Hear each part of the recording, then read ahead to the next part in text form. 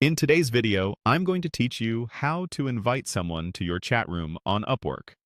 By the end, you'll know exactly how to bring the right people into a conversation, choose the right permissions, and send the invite with confidence. Start by opening your browser and heading to Google. In the search bar, type Upwork and press Enter. Click the official Upwork website in the results to go to the platform. Once you're on Upwork, navigate to Messages. This is where all your conversations and project rooms live. If you're prompted to sign in, go ahead and do that so you can access your inbox. Inside Messages, open the conversation where you want to add someone. This could be a room for a specific contract, project, or topic. Make sure you're in the correct room so the new person joins the right discussion. Look for the People section within the conversation. This is usually an icon or tab that shows who's currently in the room. Click People to open the participants panel. Then choose Add People. A window will appear where you can search for the person you want to invite. Start typing their name in the search field. Upwork will suggest matching profiles connected to your team or workspace. Select the correct person from the list.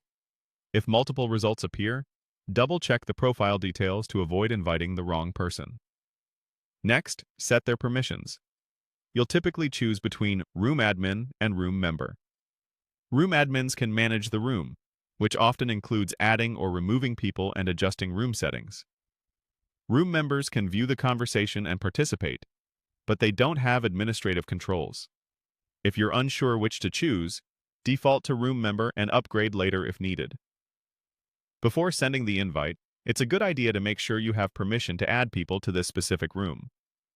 Some rooms limit invites to admins or require that the person you're adding belongs to your company or project.